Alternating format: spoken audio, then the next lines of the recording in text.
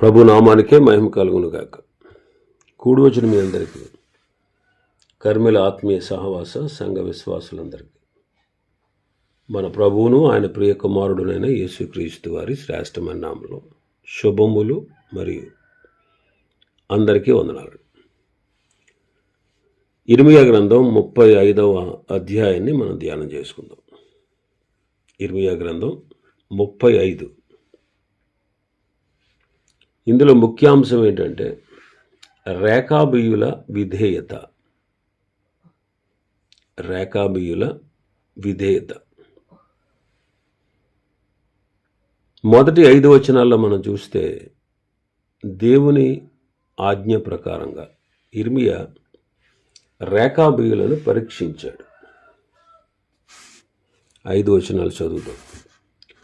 యోషియా కుమారుడును యోధా రాజునైన యెహోయాకీము దినములలో యెహోవా యొద్ద నుండి ఇర్మియాకు వాక్కు ప్రత్యక్షమై, నీవు రేకాబీయుల యొద్దకు పోయి వారితో మాట్లాడి యెహోవా మందిరములోని గదులలో ఒకదానిలోనికి వారిని తోడుకొని వచ్చి త్రాగుటకు వారికి ద్రాక్షారసం ఇమ్మని సెలవీయగా, నేను ఇర్మియా కుమారుడును యజన్యా మనవడును అయిన హబజ్జిన్యాను అతని సహోదరులను అతని కుమారులనందరినీ అనగా రేకాబీయుల కుటుంబీకులనందరినీ తోడుకొని వచ్చితిని.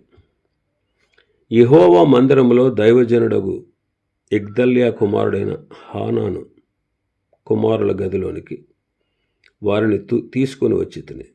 అది రాజుల గదికి సమీపమున ద్వారపాలకుడును షల్లూము కుమారుడునైన మయషేయ గదికి పైగా ఉండెను.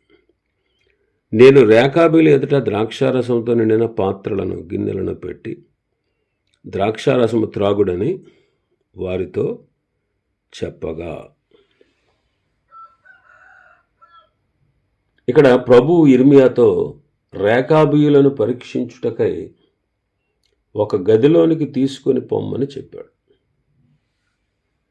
ఈనాడు ప్రభువు మనలను కూడా పరీక్షించువాడై ఉన్నాడు. మనలను కూడా పరీక్షించువాడు. ఇప్పుడు అబ్రహామును దేవుడు పరీక్షించాడు. ఏం చెప్పాడు పరీక్షలో? నీ ఒక్కడై ఉన్న నీ కుమారుణ్ణి బలి ఇమ్మన్నాడు. ఒక్కడై ఉన్న నీ కుమారుణ్ణి బలి ఇమ్మన్నాడు. ఇది ప్రేమ పరీక్ష, విశ్వాస పరీక్ష కాదు.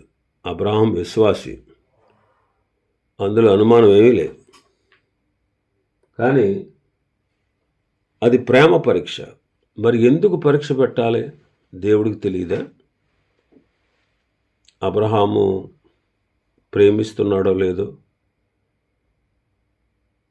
అబ్రహాము దేవునికి విధేయుడో కాదో, అబ్రహాము దేవుని యందు విశ్వాసం కలిగిన వాడో కాదో, విశ్వాసానికి కలిగిన పరీక్షలో నిలిచేవాడో కాదో దేవుడికి తెలియదా? తెలుసు. మరి ఎందుకు పెట్టాలి?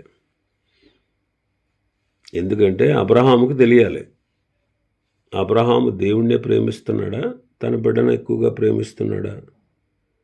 అది మొదట అబ్రహాముకు తెలియాలి. 2, అపవాదికి కూడా తెలియాలి. అపవాదికి కూడా తెలియాలి. అపవాది ఏమనుకుంటున్నాడు? ప్రభువే ప్రేమించేవాడు, కానీ అప్పటికి 2000 సంవత్సరాలు అయింది. ఈయనే అందరినీ ప్రేమిస్తున్నాడు, నువ్వే అందరినీ ప్రేమిస్తున్నావు, కానీ నిన్ను ప్రేమించేవాడు ఎవడో లేడు అని వాడు విర్రవీగుతున్నాడు. అందుకు వాడికి తెలియాలి. ఇంకా పరిశుద్ధ గ్రంథంలో ఈ సత్యాలన్నీ రాయించాడు ప్రభు. ఇప్పుడు మనం చదువుతున్నాం. ఈ చదువుతున్నటువంటి మనకు కూడా తెలియాలి అబ్రహాము ఎంత ప్రేమ గలవాడో దేవుడంటే. అందుకనమాట పరీక్ష. పరీక్ష అనేది దేవుడికి తెలియక కాదు, దేవుడికి తెలుసు. కానీ అపవాదికి తెలియాలి, ఆ పరీక్ష పొందుతున్న వ్యక్తికి తెలియాలి, చదువుతున్న మనకు తెలియాలి. అందుకు పరీక్ష పెట్టాడు. కాబట్టి ఇక్కడ రేకాబీయులను కూడా పరీక్షిస్తున్నాడు. ఈనాడు ప్రభు మనల్ని కూడా పరీక్షించేవాడు. కాబట్టి వారిని ప్రత్యేకమైన స్థలానికి తీసుకొచ్చాడు. అది తీర్పుకు కూడా దృష్టాంతం. ప్రభు ప్రతి ఒక్కరిని పరీక్షిస్తాడు. ప్రభు మనల్ని పరీక్షిస్తాడు. కొరింథీయులకు రాసిన 2వ పత్రిక 5వ అధ్యాయం 10వ వచనం. ఎందుకనగా తాను జరిగించిన క్రియల చొప్పున అవి మంచివైనను సరే చెడ్డవైనను సరే దేహంతో జరిగించిన వాటి ఫలమును ప్రతివాడు పొందునట్లు మనమందరమును క్రీస్తు న్యాయపీఠం ఎదుట ప్రత్యక్షము కావాలి. ప్రభు మనల్ని పరీక్షిస్తాడు. కాబట్టి సంఘ పెద్దలు, సేవకులు, పరిశుద్ధులు, విశ్వాసులు అందరూ కూడా ఆ పరీక్షలో నిలవాలి. మరి ఆ పరీక్షలో మనం ఏం చేస్తాం, ఏమవుతాం, అదే విషయాన్ని మనం పరీక్షించుకోవాలి. మనం పరీక్షించుకోవాలి. ప్రభు తన విశ్రాంతిలో మనల్ని ప్రవేశపెడతాను అన్నాడు. ఒకవేళ ఎవడైనా దేవుడిచ్చిన వాగ్దానం పొందకుండా తప్పిపోతాడేమని భయం కలిగి ఉండాలి. భయం కలిగి ఉండాలి.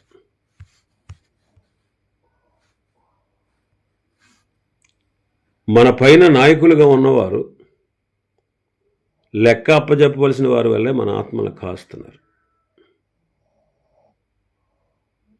కాబట్టి వారు దుఃఖంతో కాక ఆనందంతో చేసేటట్లుగా వారి మాట విని మనం వారికి లోబడాలి. ప్రభు మనల్ని పరీక్షిస్తాడు అన్ని విషయాల్లో. పరీక్షించినప్పుడు ఆ పరీక్షలో మనం నిలవాలి. ఇర్మియా దైవజనుడగు ఇగ్దల్యా కుమారుడైన హానాను కుమారుల గదిలోకి రేకాబీలను తీసుకుని వచ్చాడు. వారు పరీక్షకు నిలిచిన స్థలం దైవజనులు నివసించే స్థలం. మనం నిలవవలసిన స్థలం క్రీస్తు న్యాయపీఠం. మన రహస్యాలు, మన బలహీనతలు, వాటి విషయంలో ఆయన తీర్పు తీరుస్తాడు. ఆయన ముఖ కాంతిలో మన రహస్య పాపాలన్నీ కనబడతాయి. కాబట్టి మనం ఎప్పటికప్పుడు మనం పరీక్షించుకోవాలి. మనం పరీక్షించుకోవాలి. ఆ తీర్పుకు, అంటే న్యాయమైన తీర్పుకు క్రీస్తు న్యాయపీఠం ఎదుట నిలబడినప్పుడు తప్పనిసరిగా మనల్ని ప్రభు లెక్క అడుగుతాడు. కాబట్టి మనం ఎలా ఉన్నాం, ఎలా జీవిస్తున్నాం, ఎలా ప్రవర్తిస్తున్నాం, ఎలా నడుస్తున్నాం, ఎలా జీవిస్తున్నాం, ఎలా ఆలోచిస్తున్నాం, ఈ విషయాల్లో మనం జాగ్రత్త వహించాలి. 6వ వచనం నుంచి మనం చదివితే 6వ వచనం నుంచి మన భాగంలో 6 నుంచి 11 వరకు, వారు మా పితరుడగు రేకాబు కుమారుడైన యెహోనాదాబు మీరైనను మీ సంతతి వారైనను ఎప్పుడునూ ద్రాక్షరసము త్రాగకూడదని మాకు ఆజ్ఞాపించెను. గనుక మేము ద్రాక్షరసము త్రాగము. మరియు మీరు ఇల్లు కట్టుకొనవద్దు, విత్తనములు విత్తవద్దు, ద్రాక్ష తోట నాటవద్దు, అది మీకుండనే కూడదు. మీరు పరవాసము చేయ దేశంలో దీర్ఘాయుష్మంతులగునట్లు మీ దినములన్నీ గుడారములలోనే మీరు నివసింపవలనని అతడు మాకు ఆజ్ఞాపించెను. కావున మా పితరుడైన రేకాబు కుమారుడుగా యెహోనాదాబు మాకు ఆజ్ఞాపించిన సమస్త విషయంలో అతని మాటను బట్టి మేము కానీ, మా భార్యలు కానీ, మా కుమారులు కానీ, మా కుమార్తెలు కానీ ద్రాక్షారసము త్రాగుటలేదు.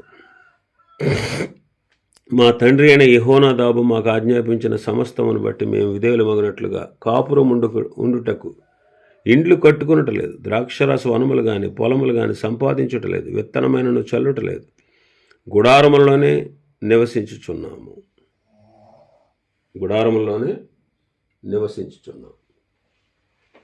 కాబట్టి రేకాబీయులు తమ మూల పురుషుడకు యెహోనాదాబు ఆజ్ఞలో నిలిచి ఉన్నారు. ప్రభు యొక్క పరీక్షలో రేకాబీలు తమ పితరుని ఆజ్ఞలో మేము ద్రాక్షారసము త్రాగము అని చెప్పారు. ఆయన ఎదుటి నిర్దోషులుగా నిలిచారు. మరి రేకాబీలు తమ పితరుని ఆజ్ఞలో నిలుచుట, ఇది ఎంతో అద్భుతమైన విషయం. మనం కూడా దేవుని వాక్యాన్ని బోధించిన మన నాయకుల ప్రవర్తన ఫలమును శ్రద్ధగా తలంచుకుంటూ వారి విశ్వాసాన్ని మనం అనుసరించాలి. కాబట్టి మన తర్వాత రాబోతున్నటువంటి నూతనమైన క్రైస్తవులకు మనం ఆదర్శంగా ఉన్నామా? మరి ముఖ్యంగా మన ప్రభువగు యేసుక్రీస్తు ఆజ్ఞలు అంటే ఆయన అడుగు జాడల్లో మనం ప్రవర్తించుచున్నామా? ఈ విషయంలో మన జవాబు ఏంటో మనల్ని మనం పరీక్షించుకోవాలి. యోహాను సువార్త 15వ అధ్యాయం మొదటి 4 వచనాలు. నేను నిజమైన ద్రాక్షావళిని, నా తండ్రి వ్యవసాయకుడు. నాలో ఫలింపని ప్రతి తీగను ఆయన తీసి పారవేయను, ఫలించు ప్రతి తీగే మరి ఎక్కువగా ఫలింపవలనని దానిలోని పనికిరాని తీగలను తీసివేయను. నేను మీతో చెప్పిన మాటలను బట్టి మీరిప్పుడు పవిత్రులై ఉన్నారు. నా యందు నిలిచియుండుడి, మీ యందు నేనును నిలిచియుందును. తీగ ద్రాక్షావళిలో నిలిచి ఉంటేనే గాని తనంతట తాను ఎలాగూ ఫలింపదో, అలాగే నా యందు నిలిచి ఉంటేనే కానీ మీరును ఫలింపరు. కాబట్టి మనం ప్రభు యందు నిలిచి ఉండాలి, అప్పుడు మనం ఫలిస్తాం. పేతురు 2వ పత్రిక 2వ అధ్యాయం 21వ వచనం.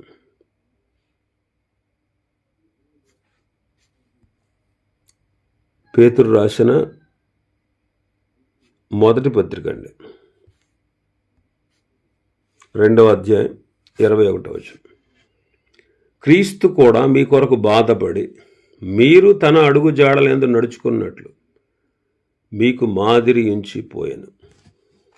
కాబట్టి ప్రభు యొక్క మాదిరికరమైన ఆయన అడుగు జాడల్లో మనం నడవాలి. 7వ వచనంలో మన భాగంలో చూస్తే 7వ వచనం, మరియు మీరు ఇల్లు కట్టుకోవద్దు, విత్తనాలు విత్తవద్దు, ద్రాక్ష తోటను నాటవద్దు, మీకు ఉండనే కూడదు.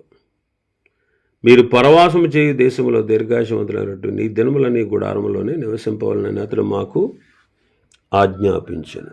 రేకాబీయుల మూల పురుషుని ఆజ్ఞలు: 1 ద్రాక్షారసం త్రాగకూడదు, 2 ఇల్లు కట్టుకోకూడదు, 3 విత్తనాలు విత్తకూడదు, 4వది ద్రాక్ష తోటలు నాటవద్దు, సంపాదించవద్దు, గుడారములోనే నివసించాలి. గుడారంలోనే నివసించాలి. కాబట్టి మొదటిది ఏంటి? మత్తులు కాకూడదు. ద్రాక్షారసం త్రాగితే ఏమవుద్ది? మత్తులు అవుతారు. మత్తులైతే అందులో దుర్వ్యాపారం ఉంటుంది. అందుకే ఎఫెసీ పత్రిక 5వ అధ్యాయంలో పౌలు గారు అంటారు, ఎఫెసీ 5:18, మరియు మద్యములతో మత్తులై ఉండకూడదు, దానిలో దుర్వ్యాపారము కలదు, అయితే ఆత్మపూర్ణులై ఉండు. మద్యముతో మత్తులు అవ్వద్దు, అందులో దుర్వ్యాపారం ఉన్నది అంటే. మద్యముతో మత్తులు కాకూడదు. మత్తు అంటే ఒక దానిలో మనం పూర్తిగా మునిగిపోయి ఇక బయటికి రాలేకపోవడం, దాన్ని మత్తు అంటారు. అంటే దాని వశమైపోవడం అనమాట. దాని వశమై, ఇప్పుడు మద్యం ఉంది, తాగితే ఇప్పుడు దాని వశమైపోతాడు మనిషి, తన కంట్రోల్ తప్పిపోతాడు. ఏం చేస్తున్నాడో, ఏం మాట్లాడుతున్నాడో, ఎక్కడున్నాడో, ఎలా ఉన్నాడో, ఏం చేస్తున్నాడో కూడా తెలియదు. అది మత్తు అంటే. మద్యముతో మత్తులై ఉండొద్దు. ఇప్పుడు కూడా జనాలు అనేకమైన మత్తుల్లో ఉన్నారు. ఈ రోజుల్లో మద్యంతో మత్తులు కాదు కానీ సెల్ ఫోన్తో మత్తులుగా ఉన్నారు. అంటే వాళ్ళు ఏం చేస్తున్నారో, ఎక్కడున్నారో, ఎలా ఉన్నారో అసలు వాళ్ళు చేసేది ఏంటో అర్థం కాదనమాట. అందులో ఇన్వాల్వ్ అయితే, అందులో దూరిపోతే ఇంకా అందులో మునిగిపోతారు. మిగతా సంగతులన్నీ మర్చిపోతారు. లోకాన్ని, బాధ్యతల్ని అన్నిటినీ మర్చిపోతారు. అదనమాట. మత్తులో అయి ఉండద్దు. రెండవది, ఇల్లు కట్టుకోవద్దు అన్నాడు. యాక్చువల్గా మనకు నిలవరమైన పట్టణం ఇక్కడ లేదు. మనం శాశ్వత కాలం ఇక్కడ ఉండం. కానీ మనం నివసించే పట్టణం పరలోక పట్టణం. మనం నివసించేటువంటి పరలోకం నిత్యమైనది. నిత్యమైన నివాసం పరలోకంలో మనకు ఉందన్నాడు కొరింథీయులకు రాసిన 2వ పత్రిక 5వ అధ్యాయం. కాబట్టి ఇల్లు కట్టుకోవద్దు అంటే నిలువరమైనటువంటి పట్టణం మనకి ఇక్కడికి లేదు కాబట్టి, ఇక్కడ మనం శాశ్వతంగా ఉండం కాబట్టి, ఆ పరలోకానికి ప్రవేశించి పరలోకంలో శాశ్వతంగా ఉంటాం కాబట్టి, మన కొరకు ప్రభు స్థలం సిద్ధపరుస్తున్నాడు కాబట్టి, ఈ లోకము శాశ్వతము కాదు అన్నట్టుగా, ఇక్కడ మనం ఎక్కువ కాలం ఉండము అన్నట్టుగా మనం ప్రవర్తించాలి. ఎక్కువ కాలం మనం ఇక్కడ ఉండం. ఇది మన శాశ్వత నివాసం కాదు. ఏదో ఉండడం కోసం కట్టుకోవచ్చు, తప్పేం లేదు. అంతేగాని అదే సర్వస్వం అన్నట్టుగా మనం ఉండకూడదు. మూడవది, విత్తనాలు విత్తవద్దు. విత్తనం విత్తడం అంటే పంటలు పండించుట కొరకు, సంపాదించుకున్నట కొరకు విత్తనాలు విత్తవద్దు. మనం ఆత్మ సంబంధమైన విత్తనాలు, వాక్యాన్ని విత్తాలి. వాక్యం అనే విత్తనాన్ని కన్నీటితో విత్తితే మనం ఫలం పొందుతాం. 126వ కీర్తనలో అదే ఉంటుంది. కీర్తన 126 5-6 వచనాలు. కన్నీళ్లు విడిచిచూ విత్తువారు సంతోషగానముతో పంట కోసెదరు. పిడికెడు విత్తనములు చేతబట్టుకుని ఏడ్చుచూ పోవు విత్తువాడు సంతోషగానము చేయుచు పనులు మోసుకుని. ఇది ఆత్మ సంబంధమైన కన్నీటితో విత్తడం అంటే ఆత్మ సంబంధమైన వాక్యం అనే విత్తనం. అలా విత్తితే అనేకుల్ని ప్రభు కొరకు సంపాదించాలి. విత్తనం వేస్తే ఎలాగైతే ఫలసాయాన్ని పొందుతామో అలాగ కన్నీటితో దేవుని వాక్యాన్ని, సువార్తను విత్తితే అనేకుల రక్షణ కొరకు మనం ప్రయాసపడిన వారం అవుతాం. 4వది, ద్రాక్ష తోటలు నాటవద్దు. మరి ఏమి నాటాలి? ఆత్మలను నాటాలి. మనం దేవుని తోటలో పనివారు. నిజానికి పరలోకపు తండ్రి మన ఆత్మలను నాటుతున్నాడు. చూడండి, మత్తయి సువార్తలు ఏమంటారు ఆయన? మత్తయి సువార్త 15వ అధ్యాయం 13వ వచనం చదివితే, ఆయన పరలోకమందున్న నా తండ్రి నాటని ప్రతి మొక్కయు పెళ్ళగించబడను. కాబట్టి మనం దేవుని జత పనివారమై ఉన్నాం. దేవుని జత పనివారుగా మనం ఆత్మలను ప్రభు కొరకు సంపాదించాలి. ఇంకా మన భాగంలోకి వస్తే 10-11 వచనాల్లో మనం చూస్తే వారి నివాసాన్ని చూస్తాం. గుడారములో నివసిస్తున్నారు. రేకాబీయులు గుడారములో నివసించేవారు. ప్రభు బిడలమైనటువంటి మనం గుడార జీవితం జీవించవలసిన వారంగా ఉన్నాం. గుడార వాసులం. ఎందుకని?